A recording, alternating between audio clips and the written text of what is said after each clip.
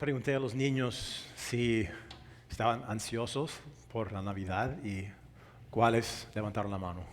Todos.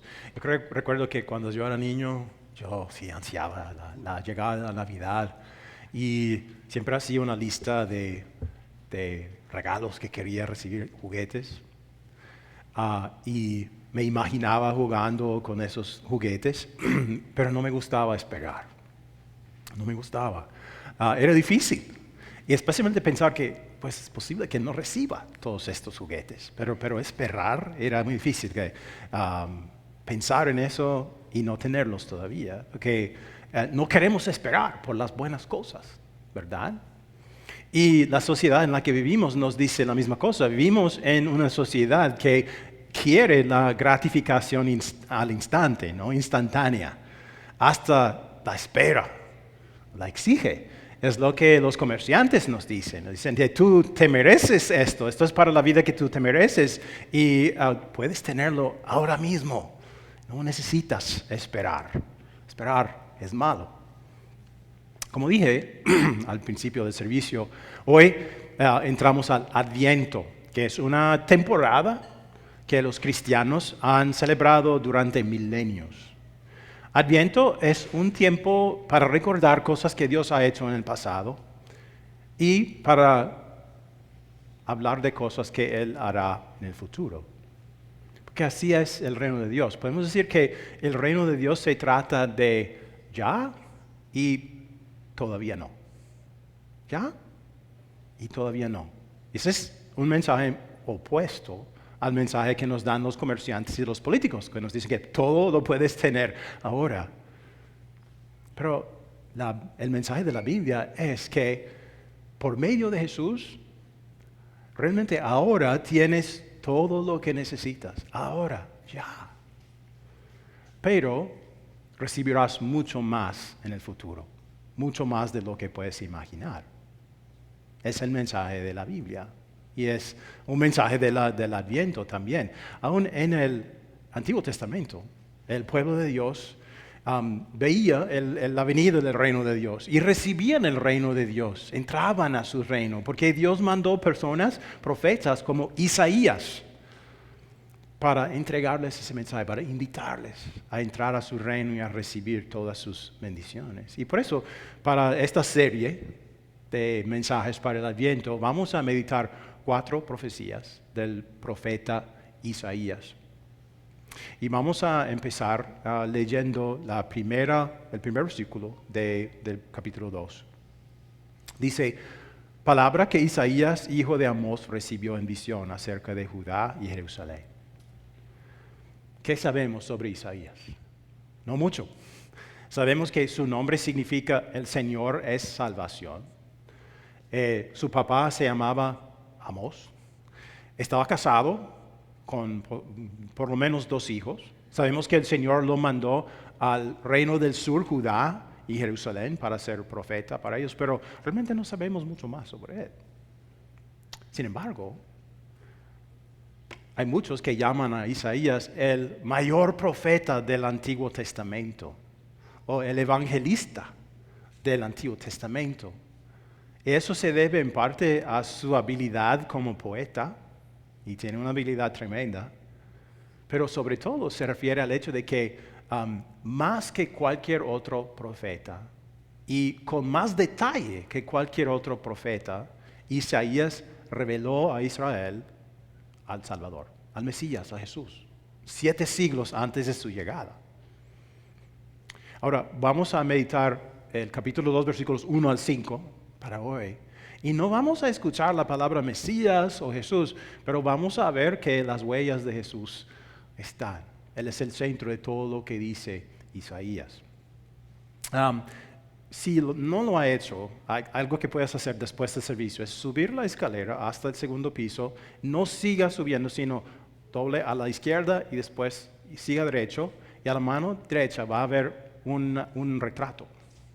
Es un retrato compuesto de 360,000 puntos de pintura. Unos estudiantes lo pintaron. Y si ve ese retrato de cerca, Entonces vas a ver algunas cosas, pero es solamente cuando das un paso para atrás para ver todo, te das cuenta de que es en realidad un retrato de Jesús calmando la tempestad en el mar de Galilea. Ahora, Isaías dice que vio estas cosas, literalmente, recibió una visión. Entonces, piensen en una visión como en una pintura. Entonces, vamos a enfocarnos en los detalles de esta pintura, de esta profecía. Luego vamos a dar un paso atrás para entender todo, para que tengamos todo el panorama de lo que Isaías nos dice. Y parece quizás un poco absurdo, pero vamos a empezar con el último versículo, con el versículo 5, porque este versículo nos va a dar el contexto de la situación en el día de Isaías. Él dice en el versículo 5, ven pueblo de Jacob y caminemos a la luz del Señor. Dice, ven, caminemos a la luz del Señor. ¿Por qué? Porque ellos no estaban haciendo eso, estaban caminando en la oscuridad. El primer capítulo de Isaías es deprimente. Si lo lee, es deprimente porque él habla de la manera en que vivían la gente de Judá y Jerusalén. Por fuera, muy bueno. O sea, iban al templo con muchos sacrificios, cumplían con todos los rituales que el Señor prescribía, pero dice, adentro no hay nada. Adentro ustedes no confían en el Señor. Y fuera de su tiempo en el templo, sus vidas son escandalosas y llenas de maldad. Ellos no iban al templo del Señor con la actitud correcta. Pero dice que eso va a cambiar en el futuro. Dice en el versículo 2, en los últimos días el monte de la casa del Señor será establecido como el más alto de los montes. Se alzará por encima de las colinas. Y hacia él confluirán todas las naciones. Cuando ves en una profecía esas palabras, en los últimos días, se refieren a un tiempo en el futuro distante, donde o cuando Dios cumplirá una promesa importante. Entonces, Isaías ve en esta visión el monte Sión, y tomé una foto del monte Sión cuando estaba en Israel en octubre. Aquí está. Y el templo del Señor estaba en el monte Sión. Ahora ya no existe solamente esta mosqueta, el mosqueta Al-Aqsa, con la parte de oro ahí. Pero esa plataforma es donde estaba el templo, en el monte Sión. Pero Sión no es el monte más alto de Jerusalén. De hecho, yo tomé esta foto desde el monte de los Olivos, al este de Jerusalén, que es más alto que el monte Sión. Entonces, en este versículo, si Isaías está hablando literalmente, si está diciendo que algún día ese monte Sión va a ser elevado por encima de quizás el monte Everest, no ha sucedido todavía. Pero en la antigüedad, las personas o las gentes ponían sus templos en las partes más prominentes de su ciudad. Como también fui accidentalmente a Grecia durante ese viaje a Israel y tomé una foto del Acrópolis, donde los atenienses, no sé, la gente de Atenas construía su templo a la diosa Atena. Okay, porque era la parte más, y están diciendo, esto es la cosa más importante para nosotros. Pero en esta pintura de Isaías, él ve algo muy distinto. Vi que los atenienses, los de Atenas, y muchos otros pueblos y naciones del mundo están subiendo al monte Sión. Al monte Sión. Y no es porque sea más bonito o más grande o con edificios más bellos que sus templos. Es por otra razón. Es porque consideran que ahora el monte Sión es el monte más importante. Y dice que van a fluir como un río muchos pueblos, todas las naciones al monte Sión. Por una razón en particular. Y eso lo vemos en el versículo 3. Muchos pueblos vendrán y dirán, vengan. Subamos al monte del Señor, a la casa del Dios de Jacob, para que nos enseñe sus caminos y andemos por sus sendas. Porque de Sión saldrá la ley de Jerusalén, la palabra del Señor. Están fluyendo, yendo con entusiasmo al monte Sión a causa del mensaje, la información que sale del monte Sión. Aunque el Señor es el Dios de Jacob, el Dios de Israel, y ellos no son israelitas, todas estas naciones van al monte Sión a causa del mensaje. Es el mensaje que los atrae. Y a causa de eso están botando a la basura todos los dioses que ellos antes adoraban. Ahora, después del 7 de octubre, hemos visto cada día en las noticias cómo las naciones están congregando ¿para qué? Para hacer guerra, ¿verdad? Y cómo personas en otras ciudades alrededor del mundo se reúnen para hacer violencia contra otras personas. Pero en la visión de Isaías, todo es diferente. Entonces, estas naciones que son tan diferentes las unas de las otras, se ven ven las otras naciones con una perspectiva diferente.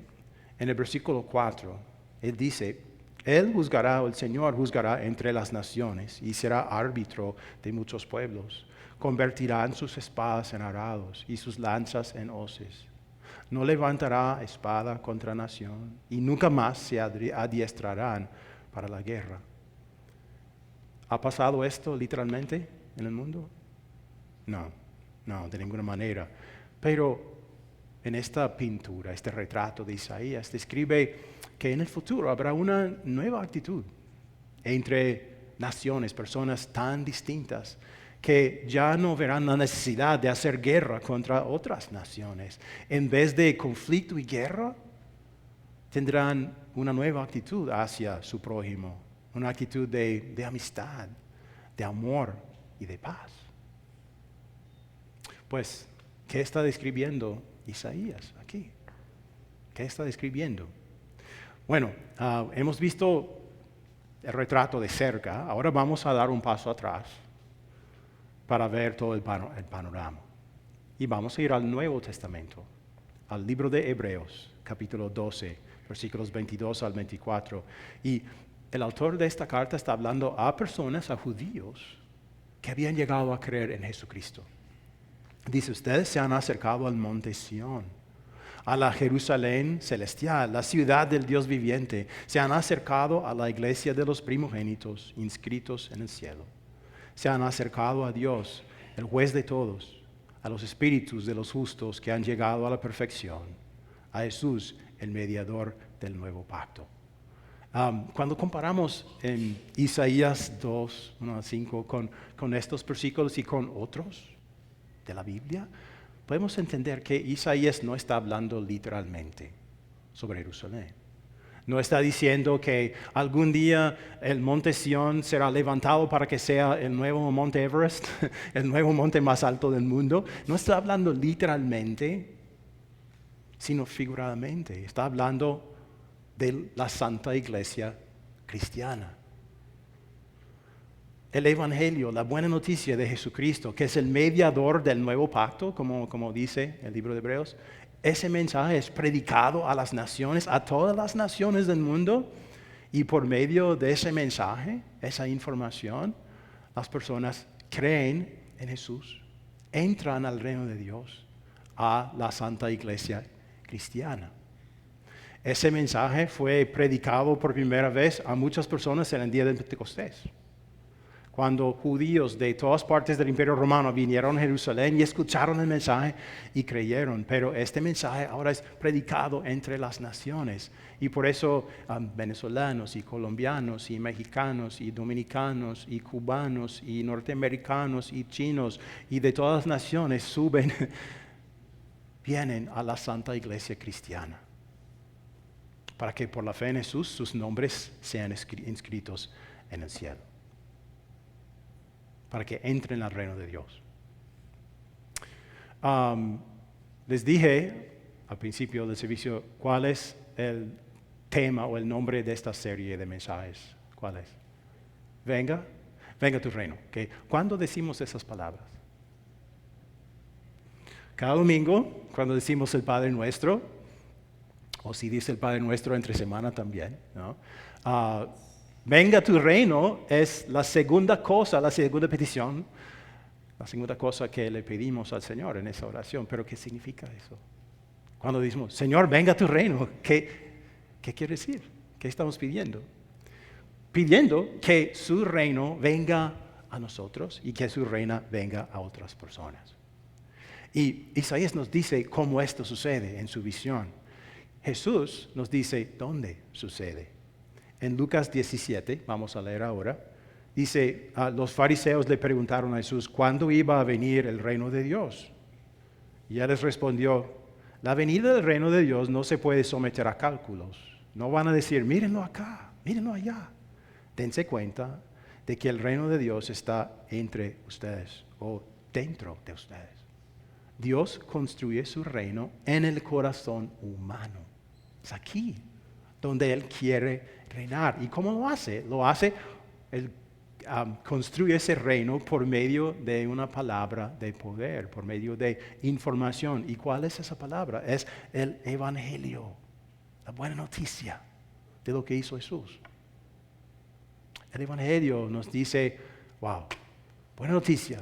Ahora la manera para llegar a Dios no es yendo a un lugar sagrado o cumpliendo con muchos rituales o tradiciones o meditando o orando o haciendo grandes obras. O sea, no, la manera de llegar a Dios ahora es simplemente confiando en que Dios mismo, Dios el Hijo, se humilló a sí mismo, se hizo un bebé, nació en un pesebre, sufrió y murió como un criminal, pero luego resucitó para mostrar que Él es el Hijo de Dios, de que Él es la única salvación de los seres humanos. Esa es la información que Dios usa para empezar a reinar en nuestros corazones. O sea, ¿qué salía del monte Sión en la visión de Isaías? Información, el mensaje del Señor. Es esa buena noticia que nos hace miembros de su reino, que nos convence de que por medio de Jesús ya tenemos el reino. No tengo que decirles que vivimos en una edad de información, ¿verdad? O sea, recibimos información todos los días. Cuando entrábamos, vi que algunos de ustedes estaban usando sus teléfonos, nos llega mucha información. Pero muchos quizás sorprenderían de que el cristianismo se trata mayormente de información. Voy a mostrar una cita de Martín Lutero aquí. Él dijo, el cristianismo es verdaderamente escuchar o meditar la palabra para que Cristo pueda hablarnos en todo momento, por medio de lenguaje humano. En la Biblia, Dios se comunica a nosotros. Dios comunica su mensaje a nuestros corazones para que lo podamos entender. Entonces, la pregunta para nosotros debe ser, ¿dónde recibo mi información? Porque recibimos tanta información todos los días, pero ¿de dónde recibimos esa información? Porque hay buena información y hay mala información. De la internet, de la inteligencia artificial o por cualquier otra fuente, hay información buena y mala, pero ¿dónde siempre encontramos la verdad? Siempre. ¿Dónde? Siempre en la palabra de Dios. Siempre lo encontramos ahí. Y no hay duda de eso. Entonces, podemos recibir información de otras fuentes, pero la fuente principal debe ser la palabra de Dios, porque siempre nos dice la verdad. Y encontramos esa verdad supuestamente en la iglesia. Obviamente hay sillas que están vacías. Quizás la gente cuando está buscando información sobre Dios diga, bueno, ¿por qué voy a ir a una iglesia? Pero Dios encargó a la iglesia su palabra. Y aquí, en Divine Savior, nuestra meta es siempre predicar y enseñar esa palabra en su pureza, sin añadir ni quitar. Y hasta te enseñamos cómo interpretar la Biblia para que puedas ver si estamos escondiendo algo de ti también. ¿Dónde recibo mi información?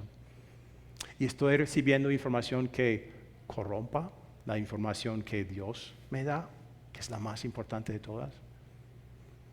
Otra pregunta para preguntar es, ¿quién reina sobre mi vida? ¿Quién es el Dios de mi vida? Confieso que para mí es fácil a veces caer en la tentación de pensar que yo soy el encargado de mi vida, que yo reino sobre mi vida.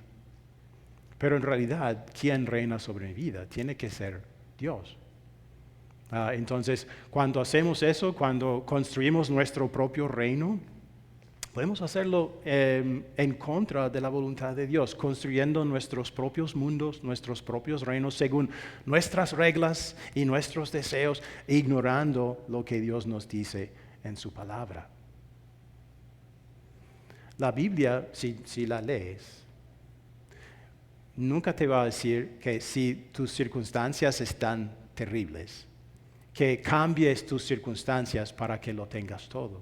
En realidad, la Biblia nos dice, no importa qué tan terribles estén tus circunstancias, por medio de Cristo ya lo tienes todo, ahora mismo.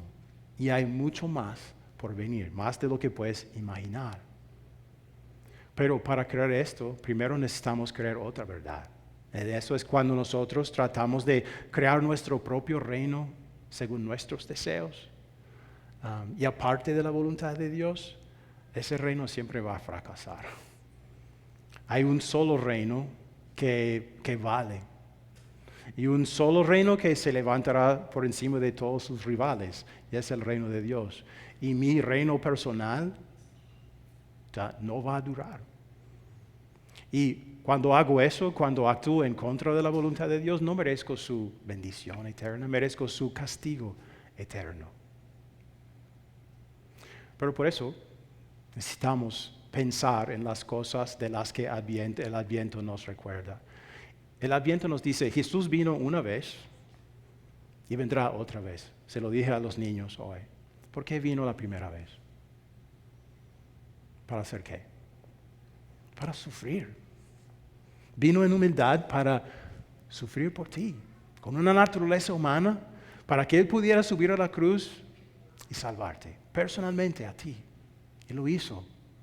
Eso significa que Dios ha perdonado tus pecados, presentes, futuros, pasados, todos. También vendrá de nuevo para juzgar a los vivos y a los muertos. Y esas palabras, cuando las confesamos, pueden ser espantosas, pero si crees en Jesús, no. Porque cuando Él venga, si crees en Él, si confías en Él, si estás preparado de esa manera, entonces no serás condenado, serás declarado inocente.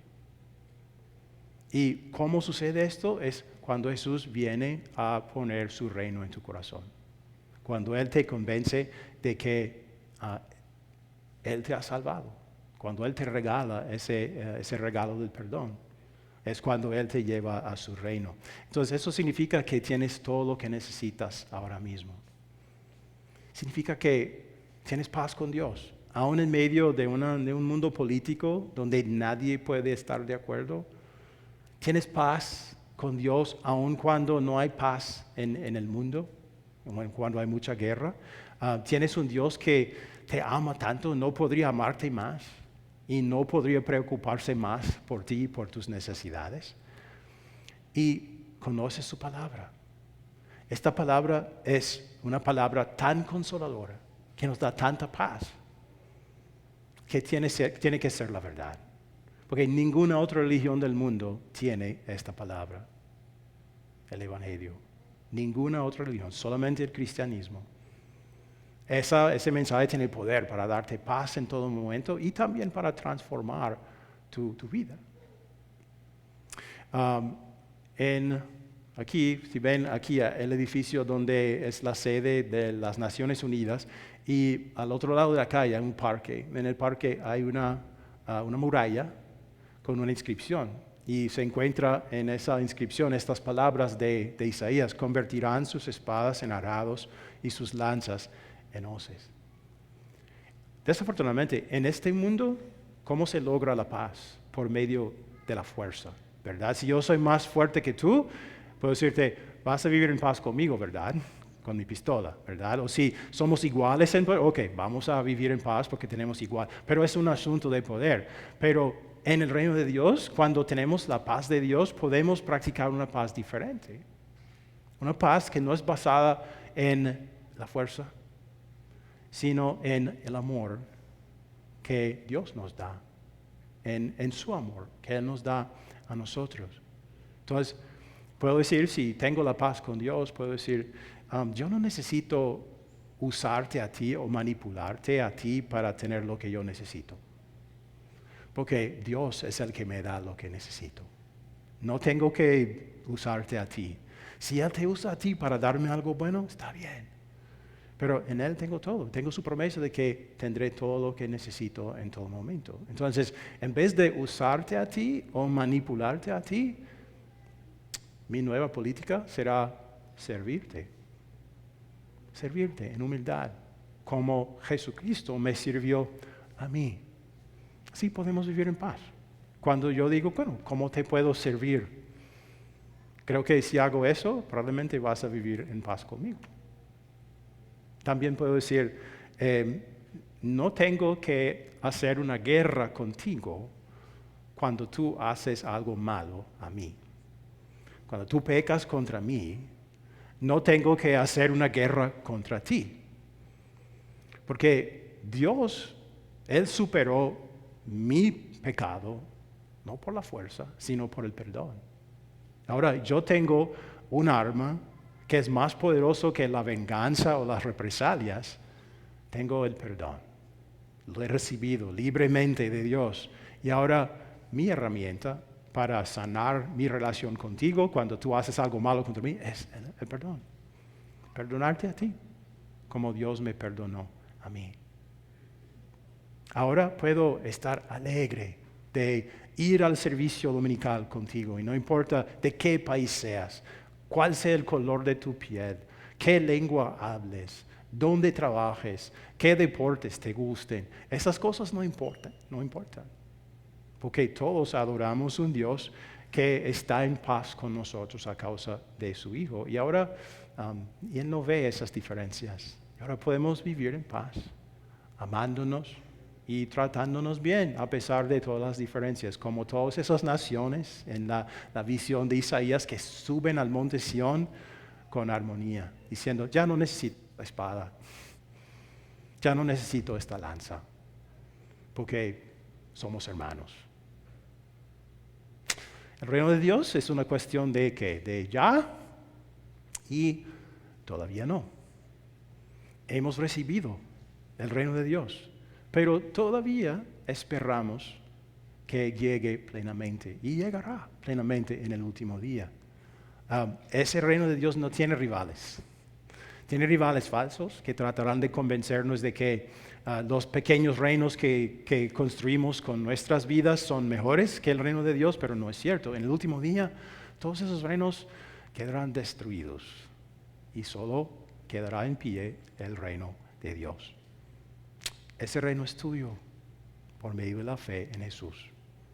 El mensaje de la Biblia es y siempre será, por medio de Jesús, ya tienes todo lo que necesitas y hay mucho más por venir, más de lo que puedes esperar o imaginar. Amén. Amén.